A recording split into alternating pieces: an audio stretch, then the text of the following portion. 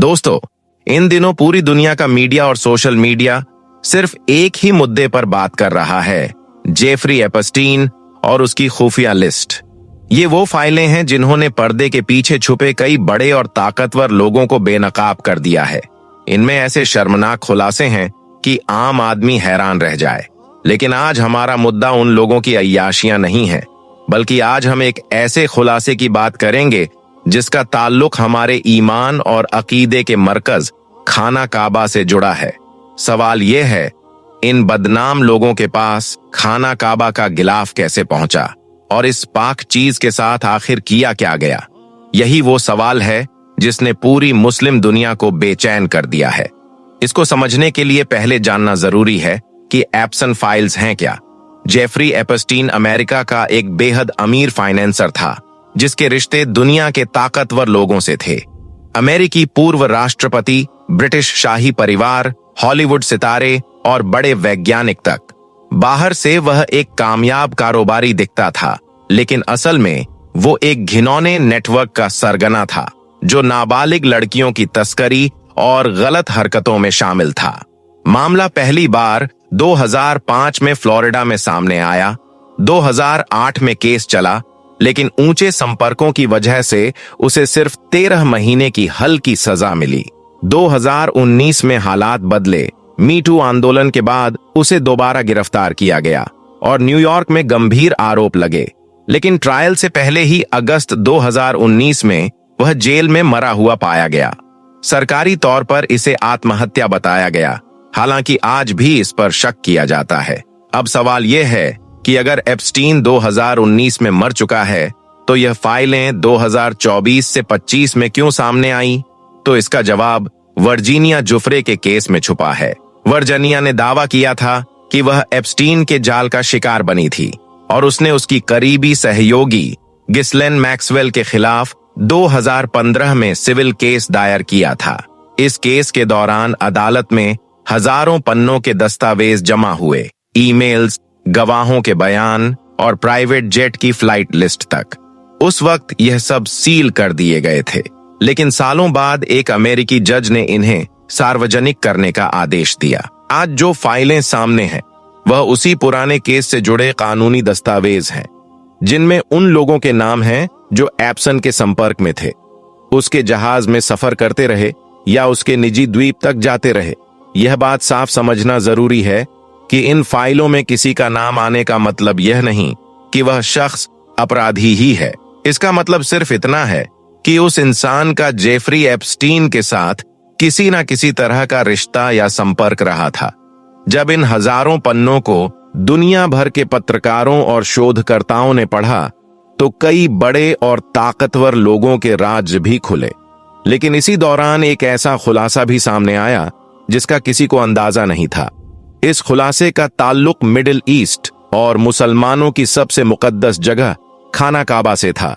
दस्तावेजों में 2017 की कुछ ईमेल्स मिली जिनसे पता चलता है कि उसी साल सऊदी अरब से जेफरी एप्स्टीन को गिलाफे काबा किस्वा के 3 टुकड़े भेजे गए थे। यह कोई अफवाह नहीं है, बल्कि अमेरिकी न्याय विभाग की जारी की गई फाइलों में यह बात लिखित रूप में मौजूद है। इन ईमेल्स की तारीख मई 2017 के आसपास की बताई जाती है, यानी एप्स्टीन की मौत से करीब 2 साल पहले। ईमेल्स के मुताबिक यह तीनों टुकड़े सऊदी अरब से अमेरिका भेजे गए थे और इनकी अहमियत अलग अलग थी।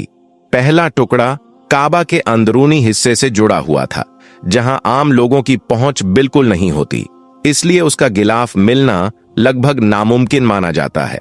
दूसरा टुकड़ा काबा के बाहरी गिलाफ का था, वही काला कपड़ा जिस पर सोने के धागों से कुरान की आयतें लिखी होती हैं और जिसे करोड़ों मुसलमान अकीदत से देखते हैं। तीसरा टुकड़ा ऐसा कपड़ा था जो इस्तेमाल नहीं हुआ था, लेकिन उसी मुकद्दस चीजों से बना था जिससे असली गिलाफे काबा तैयार किया जाता है। इन तीनों मुकद्दस चीजों का एक ही समय में एक ऐसे इंसान के पास पहुंचना जिस पर इतने गंभीर आरोप लगे हों, वाकई हैरान करने वाली बात है। ईमेल्स में यह भी बताया गया है कि यह सामान सऊदी अरब से अमेरिका हवाई रास्ते से भेजा गया था और इसके लिए ब्रिटिश एयरवेज की कार्गो सर्विस इस्तेमाल हुई। सबसे चौंकाने वाली बात यह है कि कस्टम्स और टैक्स से जुड़ी जांच से बचने के लिए इन मुकद्दस चीजों को कागजों में आर्ट वर्क बताया गया ताकि ज्यादा सवाल ना हो और पार्सल आसानी से क्लियर हो जाए। इस पार्सल की आखिरी मंजिल या तो फ्लोरिडा में एप्स्टीन का घर था या फिर यूएस वर्जिन आइलैंड्स में उसका बदनाम निजी द्वीप। अब सवाल यह है कि यह सब किसने किया?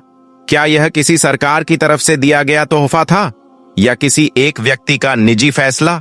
दस्तावेजों में दो नाम सामने आते हैं, अजीजा अल अहमदी, जिन्हें यूएई में रहने वाली कारोबारी महिला बताया गया है, और अब्दुल्ला अल मुरी, जो एक सऊदी संपर्क अधिकारी बताए जाते हैं।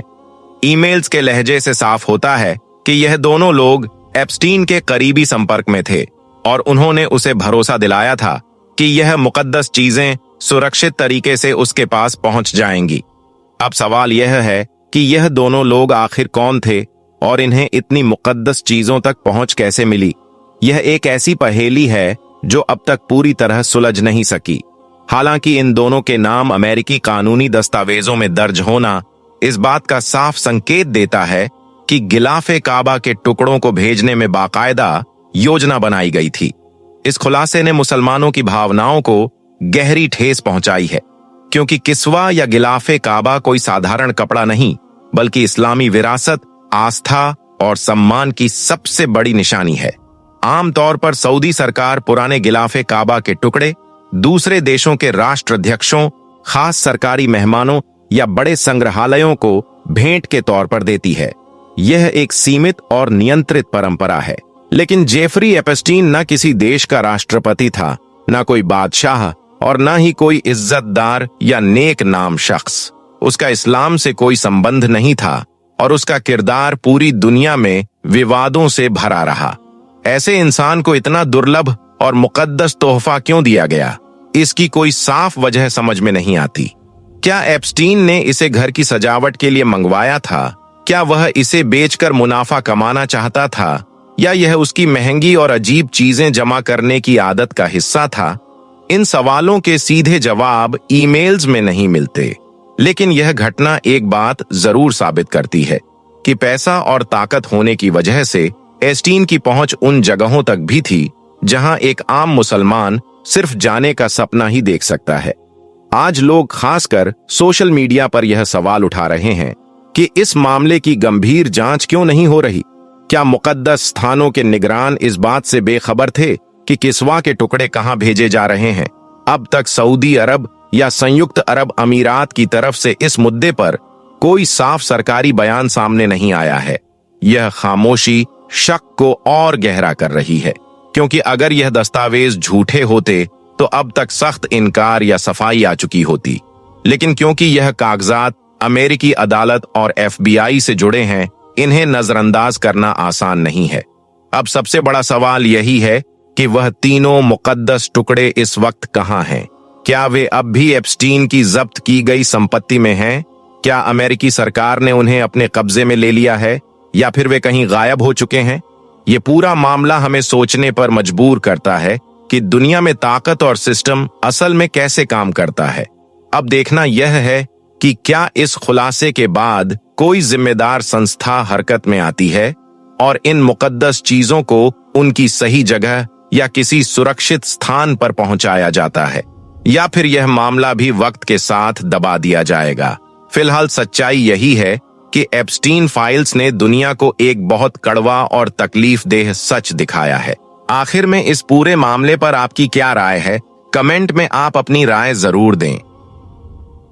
दोस्तों, मदीना में कयामत की एक और बड़ी निशानी पूरी हो गई, जिसके बारे में अल्लाह के प्यारे नबी हजरत मोहम्मद सल्लल्लाहु अलैहि वसल्लम ने आज से 1400 साल पहले ही फरमा दिया था, और अब वो निशानी इस साल यानी कि 2026 में मदीना शरीफ में पूरी हो गई, जिसे देखकर आज पूरी दुनिया हैरान और परेशान हो रही है।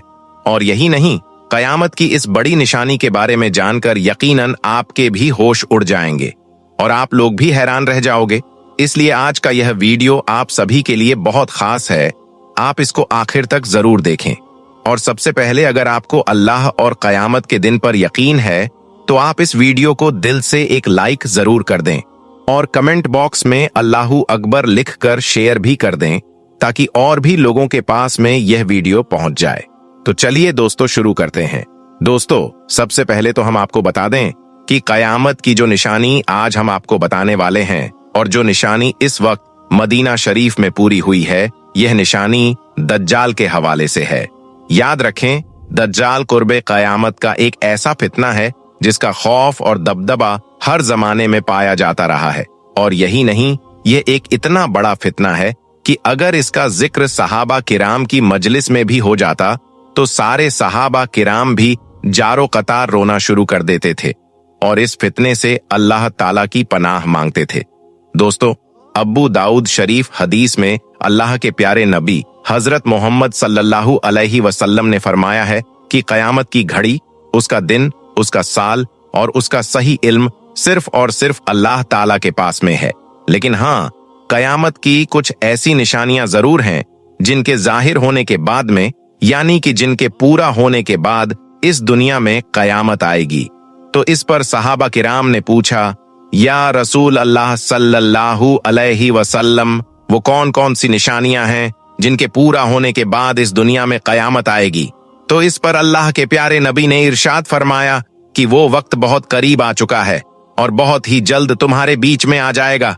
इसके बाद अल्लाह के प्यारे नबी ने गिन गिन कर कयामत की कुछ निशानियां बताईं जो आज के इस दौर में तकरीबन पूरी हो गई हैं।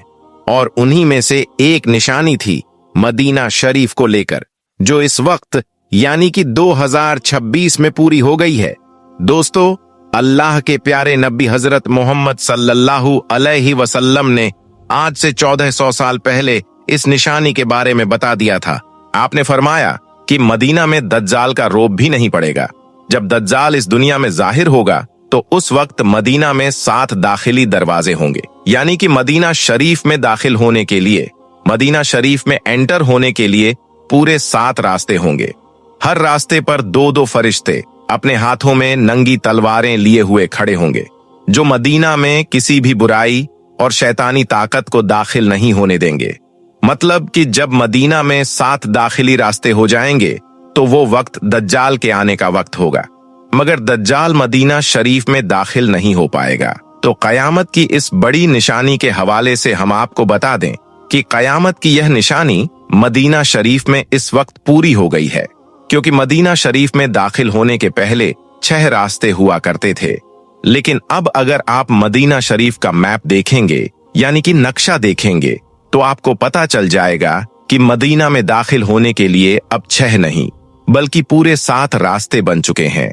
यानी कि इस वक्त मदीना में पूरे 7 दाखिली रास्ते बन गए हैं। जैसा कि इस वक्त आप अपने मोबाइल स्क्रीन पर देख भी पा रहे होंगे कि मदीना के अंदर जाने के पूरे 7 रास्ते दिखाई दे रहे हैं।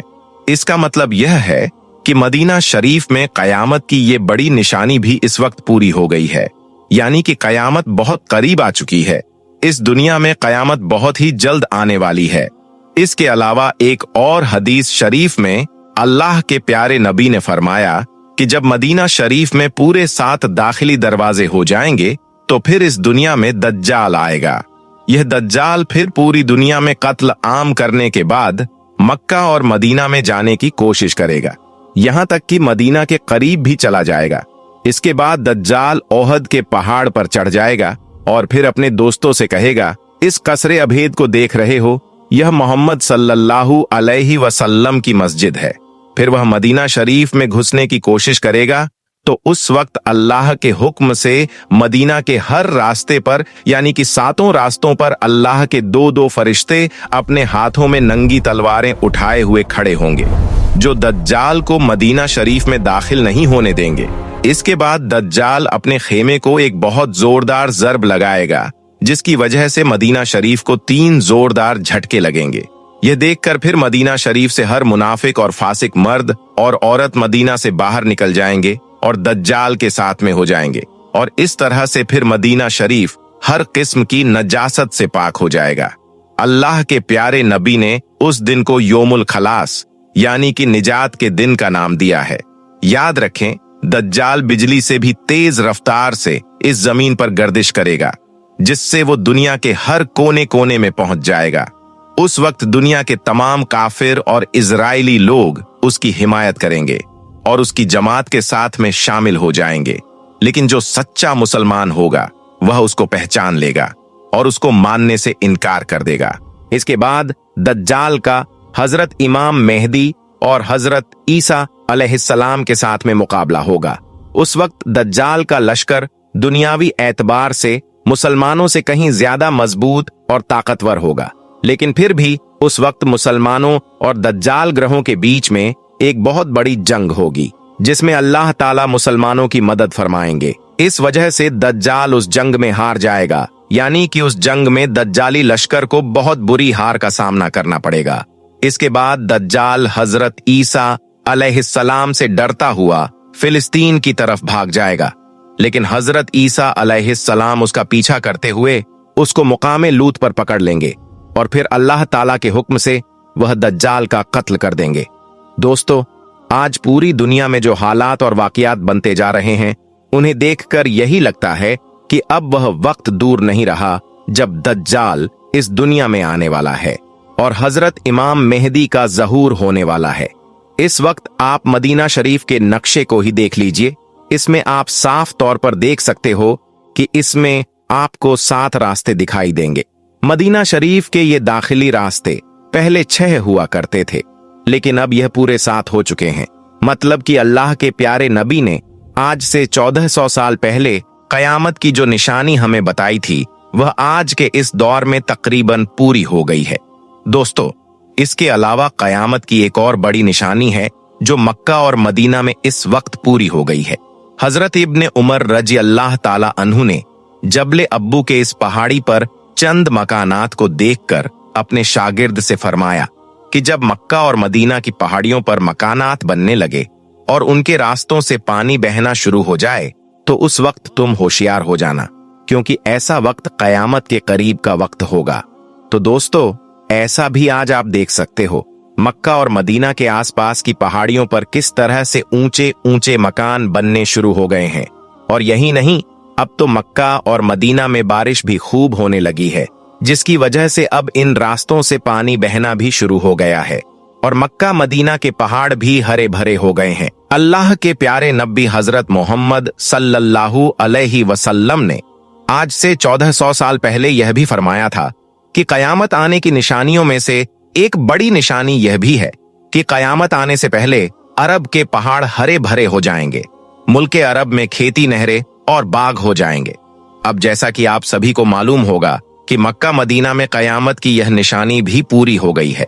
अभी कुछ दिन पहले ही आपने देखा होगा कि सऊदी अरब में किस तरह से तेज बारिश हुई थी, जिसके बाद से मक्का और मदीना के सूखे पहाड़ों पर घास उगना शुरू हो गई थी। हम आपको बता दें कि सऊदी अरब में एक भी नदी या नाला नहीं है, सिर्फ और सिर्फ रेगिस्तान है, लेकिन फिर भी यहाँ पर तेज बारिश की वजह से पूरा रेगिस्तान हरा भरा हो गया है। मतलब कि कयामत की यह निशानी भी मदीना शरीफ में पूरी हो गई है। इसके अलावा अल्लाह के प्यारे नबी ने आज से 1400 साल पहले कयामत की निशानियों को बताते हुए यह भी फरमाया था कि ऊंट और बकरियां चराने वाले जो नंगे बदन और नंगे पैर होंगे, वो एक दूसरे के साथ मुकाबला करते हुए ऊंची ऊंची और लंबी लंबी इमारतें बनाएंगे और उन पर फख्र करेंगे। तो आज आप इस निशानी को भी देख सकते हैं। मक्का मदीना में ऊंची ऊंची इमारतों का मुकाबला अपने उरूज पर पहुंच गया है। और यही नहीं, अब भी मक्का मदीना में ऊंची ऊंची इमारतें धड़ाधड़ बनती चली जा रही हैं। आज अरब इमारतें सारे जहां की इमारतों से ऊंची हो चुकी हैं। कहने का मतलब यह है कि आज कयामत की यह निशानी भी तकरीबन पूरी हो गई है। मतलब कि कयामत बहुत करीब आ चुकी है। याद रखें, दिन ब दिन मुसलमानों के खिलाफ बढ़ती हुई साजिशें, तेजी से बदलती हुई यह दुनिया, सऊदी अरब और इजराइल के बीच में बढ़ती हुई नजदीकियां, यह सब इस बात की तरफ इशारा कर रही हैं कि दज्जाल की आमद करीब आ चुकी है और यह सऊदी लोग दज्जाल के आने का रास्ता साफ करने में लगे हुए हैं। खैर, अब यह दज्जाल कौन है, कब पैदा होगा, कब इस दुनिया में आएगा और दुनिया में कयामत कब आएगी, इस बात के बारे में सिर्फ और सिर्फ अल्लाह ताला ही बेहतर जानता है। अल्लाह ताला से दुआ है कि अल्लाह पाक हम सबको दज्जाल फितने से महफूज रखे और हम सबको नेक और अच्छे अच्छे काम करने की तौफीक अता फरमाए। आमीन, अल्लाहुम्मा आमीन। एक बार आप भी कमेंट बॉक्स में आमीन जरूर लिख दें।